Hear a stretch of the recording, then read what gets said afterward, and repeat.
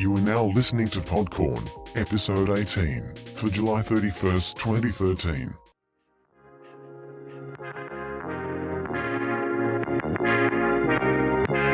Thank God for the catchy hooks, and thank you for the good looks. I wish you could have seen this. I would have put it on. Start recording.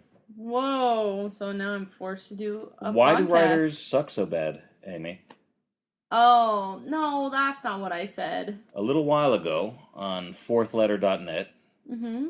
David Brothers, who we met in San Diego, because he's now working for Image, but is, I think, a great kind of, well, critic is, a great commentator on comics. Yes. Said, hey, I think you took it in a direction he didn't go as far as you did. He was commenting on somebody else's, but if you go to Fourth Letter and find it, Andy Corey, was it? Mm-hmm. About how artists are underappreciated. And he makes a very good point about reviews being he says, you talk a lot about writing and then a little bit about art. But there is definitely a formula that people who do reviews for some of these sites are taking. Yeah. And you said comic artists undervalued. Yeah, and it was something, like, when he said it, I got really excited because it's been something that I've been thinking about recently, a little more extra. And just, so I decided to make a Tumblr post about it. And hopefully people read it right, because I was feeling pretty excited at the time, and generally I try to think really level-headed when I post things. I don't ever want to, offend people. I try not to be too opinionated, right? I usually just figure I'll create, and that's how I make things in the world change. We're here now. There's been a cooling off period. Yeah. So what do you think? Well, What are the issues? There's more famous writers than there are artists, like super famous, right? That you can list off. I might disagree with that, but you go on for now. But there's fewer writers total than there are artists. And that frustrates me, and I know that a lot of people say, I really read something for the writer, not the artist. It doesn't frustrate me a ton, but it's just that, people don't really realize how important art is to the story. It's not all about it looking pretty, and everybody thinks those are the two opposing forces, whether it's really smart or whether it's pretty. And that's not really what it is. It's if you really have a good artist, that's not what it's all about. They're good storytellers. They have good acting. They use really good choices to basically lay out the page to get you immersed in it. Maybe we'll come back to this because I don't want to derail the entire conversation. Okay. But I think it's a fallacy for a reader or a reviewer to separate story and art. I think it's a fallacy for them to separate colors and line art and lettering from anything else. I mean, it's a collaborative effort. Yeah. And there's a finished product. And if they think that they can decipher what went into Which went where, they're absolutely wrong. Because it's not only what is Amy's talent as a penciler and Brandon's talent as a writer, and if you're working with an inker, what is Rich Friend's talent as an inker, and if you're working with a colorist, what is Guy Major's talent as a colorist, and if you're working with a letterer, what is Pat Brousseau's qualities or Jared Fletcher's qualities as a letterer. Some of those things are affected by others. The writer was very late, so the pencils had to be rushed, or the inks had to be, or the colors. Or they're jerks to each other. And exactly. Or somebody was having a bad day and didn't do a good job, and so somebody had to pick up the slack, But you can never know. Or the editor was not a good editor and tried to insert himself in a way that crippled other people. Or there was an editorial necessity that the editor had to come in and make a last-minute change because it wasn't going to go out the door otherwise. There's no way, and this is not to disparage fans who want to take a keen interest, but to try to disassemble it, to deconstruct it from a finished product is impossible. Now, I was an editor. I said this once before. I was an editor for a long time. I think it was on a comment on one of David Brothers' posts at Fourth Letter a while ago. I can't with confidence take a finished comic book, even with creators I know, and say, this is what went right and why, and this is wrong and why, attributing credit or criticism towards different people, Yeah. And if I can't do it as an editor, then like a reader can't do it. You know what I mean? I can make a good guess, and I might be able to do it. If it was a book I worked on, I would certainly know if I had inside information. Yeah. You know? But, so not to derail anything, it's so hard, though, to take it apart. I mean, I think I can a little bit, but I actually totally agree with you that yeah, like, it's not as divided as people think it is. Like, whenever I get reviews, whenever I see reviews on something I've worked on, and somebody puts down the writing, I actually get kind of sad about that, and I take partial responsibility for it, because I know that they don't realize that maybe I didn't sell it well enough. You know what I mean? So, like, there's certain things like that it's like some of those things are impossible to separate. I definitely agree with that. And also, I think also with, like, definitions and stuff, I'm starting to think about it, and I'm trying to remember with Halloween Eve how we did the credits. But I think, like, it was something where I said Brandon Montclair story, Amy Reeder art, and I think next time I don't really want to have you down as story. It might have been writer and art, but it might have been story and art, you're right. I might have done writer and artist. I would have defaulted to writer instead of story. Yeah. So I think story is collaborative. Yeah, that's kind of like what exactly. That's kind of what I'm realizing, is that I need to be careful on how I choose my words, because story really is both put together. And yeah, I don't know. So yeah, I made this post saying, like, yeah, you know, these guys, they get so much credit, and I just, what bothers me about it is that it also means that comics aren't as good, because, like, you know, a lot of times editors will hire artists who aren't so good at being able to make things clear, or have bad acting, or, you know. There's plenty of bad writing out there, too. There is, I guess, but obviously I'm biased, right? I'm definitely biased. I prefer artist-related, like, I read stuff generally for the art. And whenever you and I talk about a title on here, I'm very focused on the art, which I think is, like, I could feel bad about, except for the fact that it's so rare. You know what I mean? So then I don't really feel so bad about it. Well, whatever the impossibility of assigning credit or blame ex post facto, right? It's what's undeniable is that the penciler does the lion's share of the work. You know what I mean? Yeah. So, I mean, you can't give all or no credit, but if you like a comic book or dislike a comic book, well, the penciler takes the most of that. Like I said, not that they can't be derailed, and not that they maybe they can be saved as well. Yeah. But and that's reflected in the time that they spend as well, and the realities of creating a comics page. I mean, it is down to the penciler. You do on Halloween Eve and now Rocket Girl the inks and colors too. So we say artist, and that only makes it more so, right? But if you're talking about a discussion in American comics, and most of American comics are DC, which split up pencils, inks, and colors, right? I mean, the penciler is the most important person on the team. Yeah. You just can't say it. I mean, football is 11 guys on offense, but the quarterback is the most important person on the team. It is what it is. Yeah.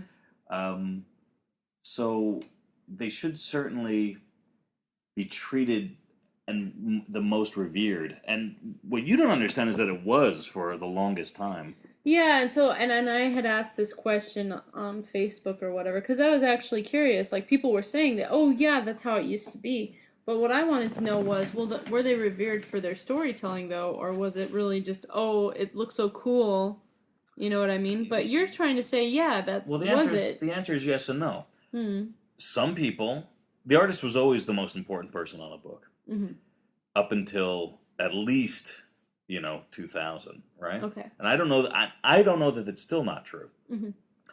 But sometimes they're flashy enough. It's kind of like, just think of popular music or movies. Yeah. It's not necessarily technically the best musician or aesthetically the best movie, or whatever you want to apply to it, is the most popular, right? But popular artists, popular creators were the artists. You know what I mean? And you could say this person was just flash and didn't have great storytelling, and he was still popular.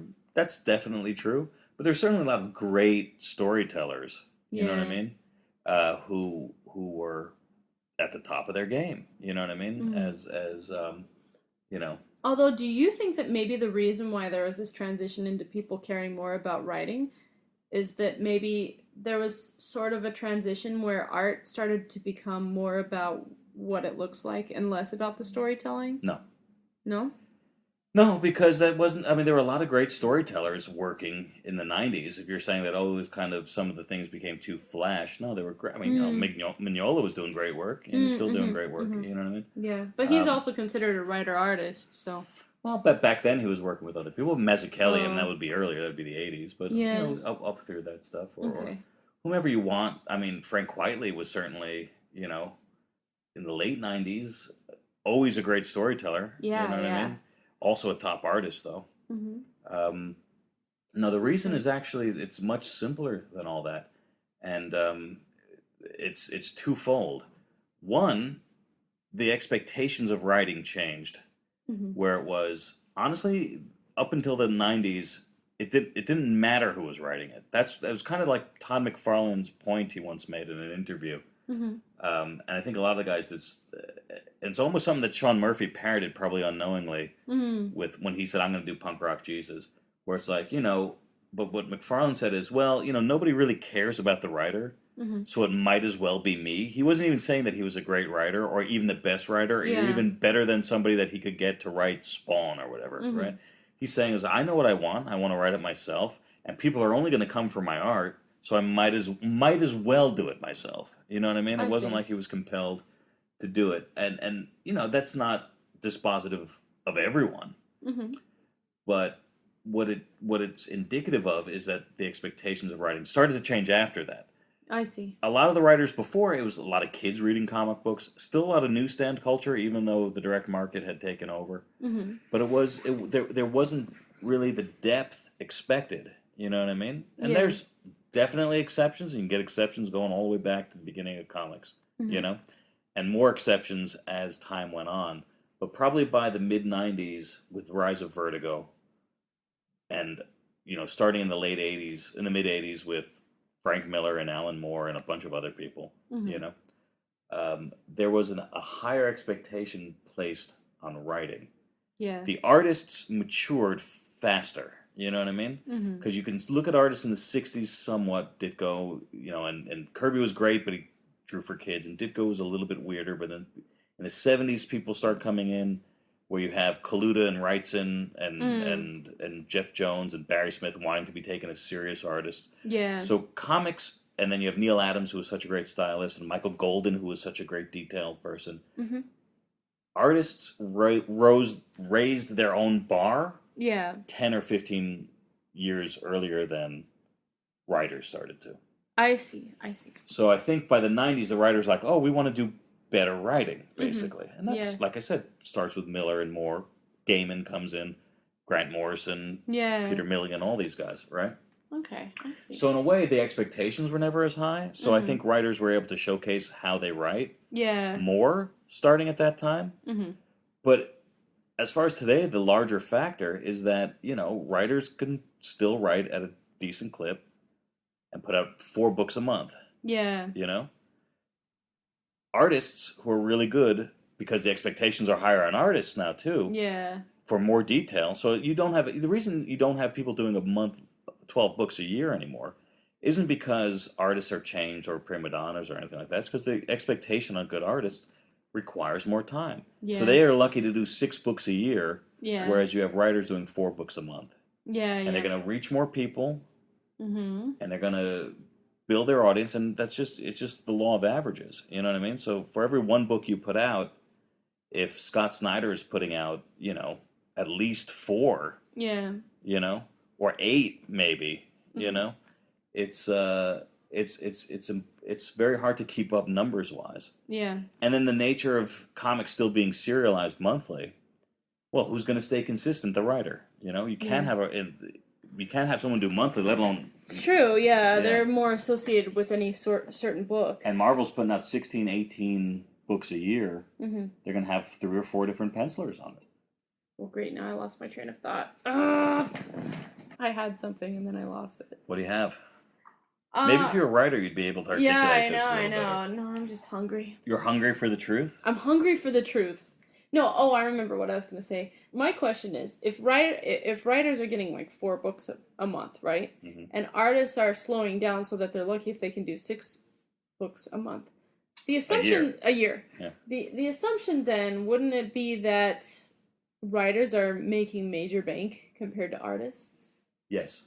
Because writers still do get paid less per book, but obviously when you've got that big of a disparity, yes, they're because you doing also pretty have well to for you also have to themselves. factor in royalties, which are growing concern with a growing source of income with digital, but a huge source of income with trade paperbacks, which wasn't the way the business was even 10 years ago, let alone 15, 20 years ago. Yeah. So, yeah, a writer probably makes more a day than an artist does working. Yeah. They don't sell originals, Yeah. but, That's true. I still think it's a pretty safe bet. Well, and then in addition to that, and obviously I'm super happy with how everything turned out with a Kickstarter, right? Mm-hmm. So I'm not trying to say that and complain in any way. For me, it's worked out really well. But you take a look at really hugely successful Kickstarters, and they're mostly driven by by writers.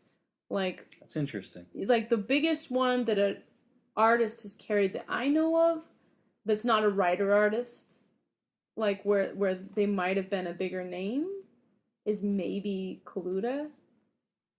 I mean, not Kaluta's that I want to definitely like the bigger say, name. he won over Elaine Lee or something. No, but all due respect to Elaine Lee. Well, listen, all due respect to me, people back Rocket Girl for you. All due respect to Elaine Lee, people backed Starstruck for Kaluta. Even though Sullivan Sluggers was organized by the writer and the artist, Stocco disassociated got none of the himself. money either. Yeah, that's another issue. But he disassociated with himself. He disassociated himself from the project. Yes. People back that for the art as well. That's right. That one was really good. Okay, so that's true. That was amazing art, and I don't even know that he was like this huge giant name. Was He's he? an Orkstain. I mean, I know he was doing really well, but well, he's still not a huge giant name. He's not going to get paid what Lionel Francis Yu is going to get paid to do Wolverine, but he's a great artist. Yeah. And that's the beauty of Kickstarter, which is a totally another subject, where it's like, hey, I want that book. Yeah. I will pay to get it. I think the concept really won people over too. It got to have, I don't know. Well, yeah. But no, I mean, you're unfortunately, right. there were a lot of problems with that Kickstarter. But Yeah. we don't want to get into that.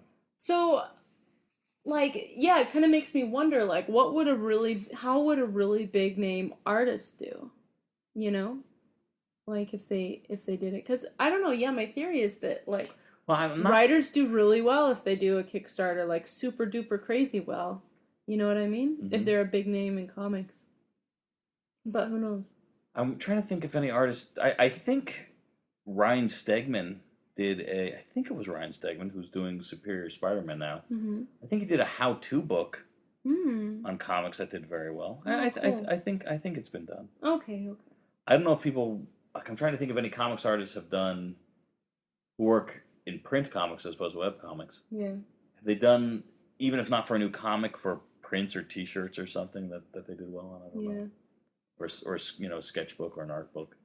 Well, and I mean, obviously, so like artists need more money to make a comic book than writers do. So yeah, that's I guess why it crosses my mind. But I guess in a way, it's still good because to clarify, they need a higher page rate because it takes longer to create a page. Yeah, and so but I guess it's nice because then these big name writers are able to kind of give back to the artists who are actually making the book. So I guess that works out pretty well. Well, listen. Again, I said this before. I'll reiterate it again. The penciler is so much more important than the writer in the grand scheme of things. They both have to be good if the book's going to be good, as do all the other members of the team. But you have to that's the truth. And if you fight against it, your book's just going to suffer. Yeah. So I think the smart writers feel that way. Yeah. And do that thing. I mean, we've said it a million times before. Gaiman worked with a dozen artists. Yeah. On Sandman. Yeah. Always, and when you say Sandman, you say Neil Gaiman. You don't say you do Sam Keith or Matt Wagner or Peter Russell or any of the the people who've worked on it. But you know, in a way, because he was the consistent voice. But he was always, you know, I'm sure he's the first one to tell you how important all of his artists were. He seems like he was how important pretty Todd good Klein's with letters were, Yeah, or yeah. Vazo's colors, Yeah. or Dave McKean's collage covers. Well, you that's know? the thing. So, like, I guess my biggest worry when I was posting this was that it sounded like, oh, these jerks writers taking over us and being jerks about it. It's not about that at all, because, yeah, they're, like, the bulk of them are incredibly supportive. Neil Gaiman, as you said. I know that Brian K. Vaughan seems to be really supportive of his artists. I worked with Matt Wagner, crazy supportive, you know what I mean? Matt Wagner was an artist, so... He was, so that kind of helps too, but... they should know better. They should. but yeah, so, I don't know. It's just kind of an interesting thing. But it really is like kind of like the means of production and practicality. It's Yeah. I need to create more, huh, don't I?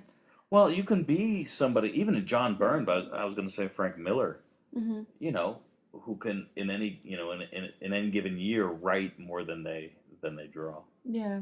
For other people. I mean. Yeah. Yeah, it's interesting. I have an interesting, you know, it's going to go from PODCORN out into the world, and you know, DC tried to do this and it didn't work. They gave a lot of opportunities to artists to write their own stuff in the last couple of years. Yeah. But if I was an artist with any kind of clout, if I wasn't going to go to Image or self-publish someplace else, if I was going to work on a Marvel or DC character, and I was as good as Amy or better, I'd say, you know what, I'm not going to do it unless I write it myself, you know? Yeah. You know, I mean, like... What do you have to gain on that, you know? Yeah. You might as well. No, I mean, you know, that's taking what a I want page from, you know, Todd McFarlane that we talked about before. Well, that's the reason. That's part of why I'm doing Image right now. Is that it's good to go out there and say, hey, look, I did this myself. You feel like you have more clout to be able to say, this is how I do things, and you can take it or leave it. A lot of people say, I will go and do my own self-published book so I can write it myself. And that's if that's what you want to do, great. But to me, it's like almost an opposite. And this isn't because I write Rocket Girl, you know. But it's like if you're an artist and you say, hey, I want to work with a writer or I want to collaborate with somebody else, but I want to do it on my own terms, that's almost what you should do on your creator-owned book. You know what I mean? It's like you know, I know you like coloring yourself, but if Amy was ever to say, I want someone to help me color, I would do it on the creator-owned book because you can kind of set the terms of that collaboration. That's true, yeah. You know what I mean? Well, yeah. But, on Wonder Woman, I'm going to make sure I color myself because it ain't worth doing Wonder Woman unless I'm doing it my way. You know? No, it's true. It's nice to make sure that you've got a good deal going in. And that is, like, partially, like, why it's so great working with you, because I know, that we have more control over what's going on outside of there. And I know that you're super collaborative. I mean, it's also that you have, like, a really amazing story that I wanted to draw. I mean, that's actually the one reason why I'm working with you, is just that I thought Rocket Girl was the coolest concept on the planet. Well, yeah, I mean, I could say something snarky, but it's no, you're allowed to work with who you want to work with, you know what I mean?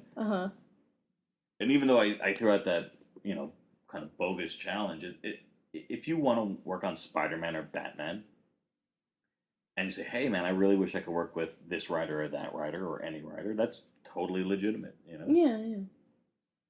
But, for now, this is what I want to do. But what is the solution when you're doing 6 books a year and, you know, Bendis is doing at least 48, you know? 48?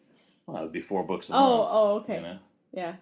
The solution isn't just saying artists are better, you know, or supporting artists or patronizing them by buying their original art. I mean, I don't know, but what, you know. I don't know. I just really think that we just need to create quality, and I think it's going to turn around the other way. You know what I mean? We got to be a little more prolific than we have been, and that includes myself. Do you think bad artists hurt good artists? If someone gave up and is hacking it or disrespecting the work by doing mediocre work, not their best stuff. Okay. You know? In some ways they make you look better. I mean, it hurts. Well, yeah. I mean, I think it. Not that I'm saying it hurts everybody, but does it hurt artists because somewhere along the line, either fans and or publishers and editors say, well, it doesn't matter who we put on, you know? A little bit, but in a way, if a little bit, but only because those people who say that it doesn't matter, also aren't very good at like recognizing what makes a good artist. You know what I mean? They're not good at recognizing good storytelling and stuff. Because in general, I would say that it only makes you look better, and I don't know about editors. Like, sometimes they really want to work with me, but I'll tell you what, like, writers instantly know, like a lot of writers want to work with me because they know that I'm very, like, deliberate in how I do things, so I can actually make their story, I can pull their story off. You know what I mean? Yeah, you consistently have the best writers in the business say, hey, Amy, I'd love to work with you. You also have up-and-coming writers say, oh, you work with Brandon, that means you should work with me. Yeah. So it's like, so you could say, well, that's people who want to be elevated by collaborating with you, but you have certainly people who are very well established, dying to work with you. Yeah, well, I mean, I think again, that's because writers, good writers really do realize how important an artist is, even to making them look good, because they are so inseparable, story and art, and any review where they start saying, oh, the story wasn't good, it might have partially been, to blame with the artist, Yeah, not to play devil's advocate, though, but maybe there's just not a big enough spread in high-selling and low-selling comics, where, and that would apply to writers also, where it's like, hey, people are buying it because it's Spider-Man, Oh, I see. They're not buying it because it's Bendis or because it's because Amy Reeder, you know what I mean? Quality or whatever. Well, I mean, because it's like, the best-selling book, forget #1 issues and all this stuff, you know what I mean? But the best-selling book selling, 100,000, and the worst-selling 30,000 or 20,000 at DC, let's say. Okay. That's a huge difference percentage-wise, you know what I mean, and everything else. But it's just the numbers are so low that it's not that big a difference in a lot of ways, you know what I mean? And that's the two polar extremes. What about the difference between a book that sells 60,000 copies and a book that sells 35,000 copies? Again, it's a big mathematical difference, but maybe we are all just replaceable. That's really positive.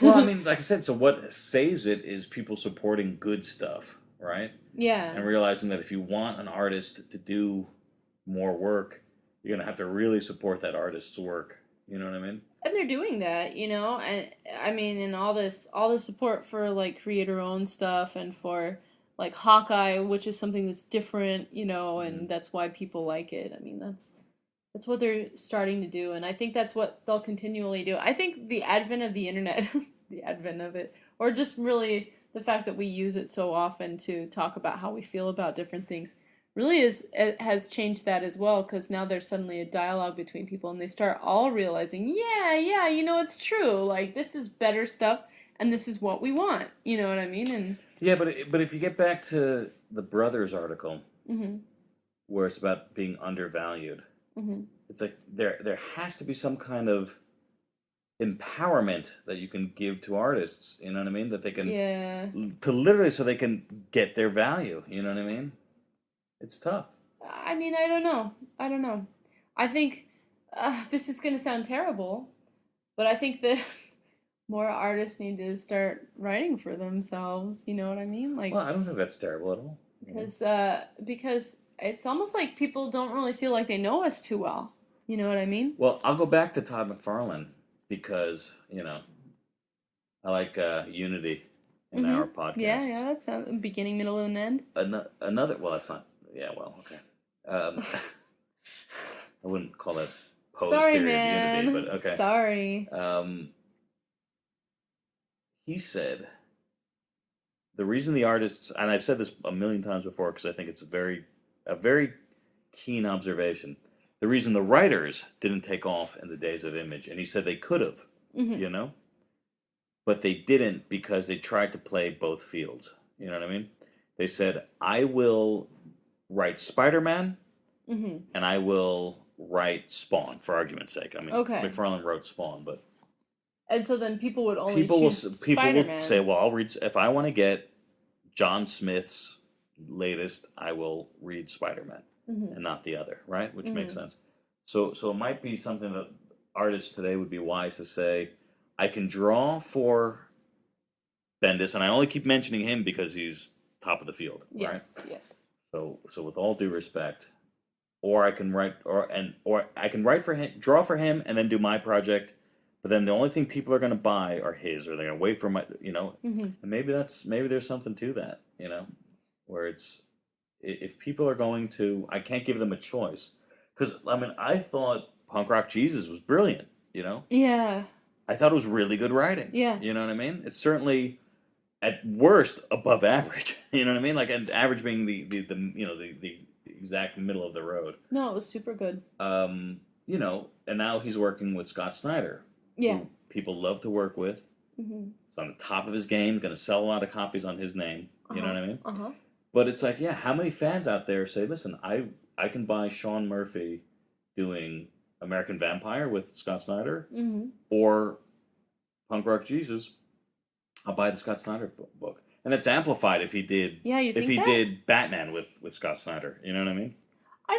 Like right now, I think he's doing the right model because he's being super prolific, and that's just going to keep building fans for him, Sure. I mean, I'm not saying that that's the answer. I'm just saying it's interesting. Yeah, so maybe one day he will do more of that stuff, and give people fewer options. But right now, I think him being prolific like that is amazing. I feel so happy that I can buy so much Sean Murphy right now, by the way. It's like just awesome. Everybody's talking about him, Yep, he's going to be huge. Did you read The Wake? I read the first issue. I think the second issue's out. Is it I'm out? Not sure. Okay. Yeah, I mean, it's great. It's great that you can just keep reading more and more Sean Murphy. Because I only follow a few artists, and obviously artists aren't. But is budget prolific. an issue? And are you going to buy Joe the Barbarian because it's Grant Morrison, or The Wake because it's got 3 creator-owned books? So it takes out the factor of a popular character. Yeah. So if there's Joe the Barbarian, Punk Rock Jesus, and let's go flash forward and The Wake is done collected. You know what I mean? Yeah. 3 hardcovers, all of them $20. Yeah. Do you buy all 3? I buy all 3. You buy all 3. But the fan out there, they say, well, I buy 1, and if I buy 1, it's going to be this, Joe the Barbarian. If I buy 2, it's going to be, you know what I mean? Yeah. I don't know. See, what's funny is You're right, it does build your audience because you leech off of, I don't mean leech, but you Yeah. you get to absorb some of your collaborator's audience, No, I mean, so far I think it's only going to help him. But, yeah, it's funny that you say that. I can see that happening, although obviously I'm the opposite, because whenever I see, this artist is going to write for themselves, I really want to find out how they do it. I mean, it's obviously self-serving and stuff, but I do literally think that there's something special that happens sometimes when people write for themselves. Sometimes they can't do it, but a lot of times it's pretty amazing, Yeah. So. No, and I agree. But I would buy anything if I'm a fan of that creator. Yeah. I'll buy anything that they work on to support it. You know what I mean? Yeah. Even if it was Sean Murphy, to stay on the subject, it's like if he was doing, the Lone Ranger for Dynamite. So I'm not a huge Lone Ranger fan, but I'm going to check it out. You know what I mean? Yeah. And buy it because I'm a fan of the. Yeah, of course. Yeah. But like I said, are people on a budget too? You gotta factor that in. Yeah, I guess so. So Amy, what are you doing working with me?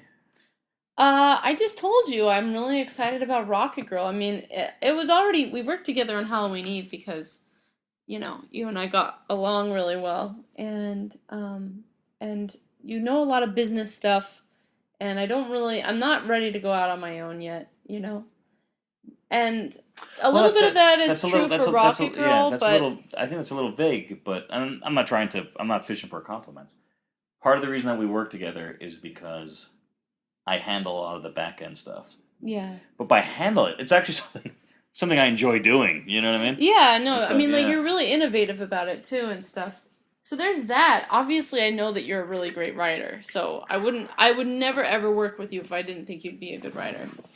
But then also on top of all that, I mean, like, I know you know this, but like when we were trying to come up with a new thing to work on, I was very stubborn. Like when we were coming up with titles, and I know you came up with a lot that you really believed in, but I just like, for some reason, like I was just super picky. I was like, no, this isn't the one. You know what I mean? Mm-hmm. And then when we came up with Rocket Girl, which was mostly you, you know, but just me saying I wanted you to do something called Rocket Girl because you had mentioned the name. That's the only part that I did. I think that makes it all me, but anyway. No, it was all you, but except for the fact that you would have never done it, except that I told you to do it, you know, because you were making fun of the name. There you go. But yeah, you know, as soon as you came up with the plot for that, I mean, I already wanted to do it, but when you came up with the plot for it and just how genius it was, you know, all this 80s and 80s future and how it has something to actually do with our current decade and everything. And how it would be things that I'd want to draw. It was just like, you know, it's better than any story I've come up with so far. Well, again, to bring it full circle and the unity of effect, but I hesitate because I don't want to sound like I'm defending myself or fluffing myself. But that goes back to it. It's like, you know, if for some reason somebody reads Rocket Girl and says, I love the art but don't like the writing or whatever, mm-hmm. right? Technically, that's kind of an invalid statement because it's like, well, a lot of the art that you made is based on the writing. And a lot of my writing is based on, because someone maybe says they hate the art but they love the writing, whatever the comment is. Yeah. But it goes so much beyond that because Rocket Girl couldn't be made at all if not for our collaboration. If not for me, because I mean obviously you're a part of it, but you can't separate Brandon out of Rocket Girl in any sense. Not in the creative sense of what's on the page. Yeah. But on the artifact sense that this book was made because we have a good professional relationship, a history with Halloween Eve, a desire for you to transition away from dependence on Marvel and DC, you know what I mean? Yeah. And to maybe use this as a stepping stone to the next book you do, which you might do all by yourself. Yeah. But this would be, again, important to that. And it's like, you know, just, so.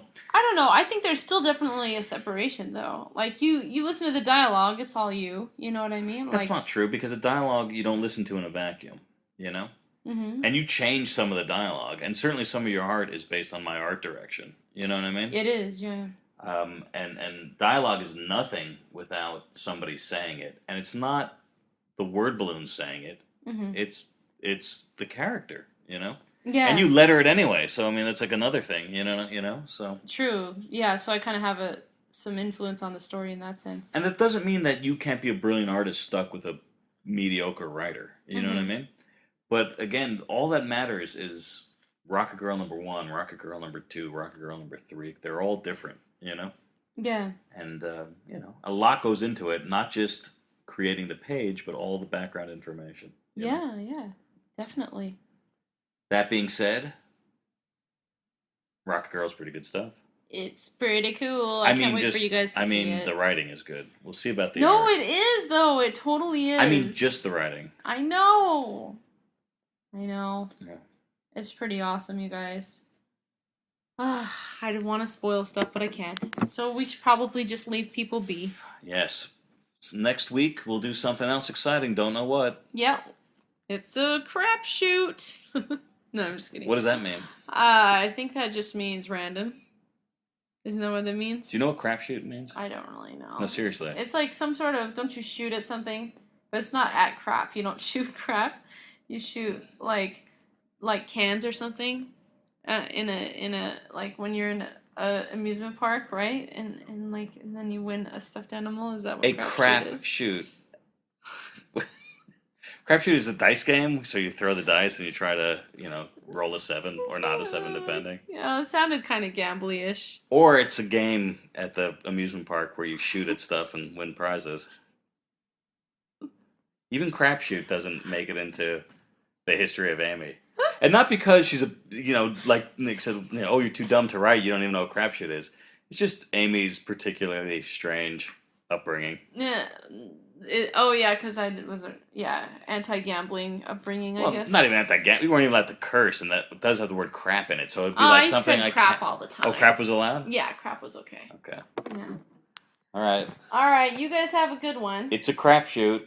Follow Chris Robinson, the guy who's in charge of this podcast. All those hilarious asides that he writes on the show notes. That's him. He's the man. And he edits this for us, so it's not stupid. He's the boss. At Chris Robinson on Twitter. Yeah. You can follow me at Amy Reader on Twitter and Brandon at Montclair. So, check us out and keep listening. Yep. Take it easy, guys. Bye. So let me take you out tonight, cuz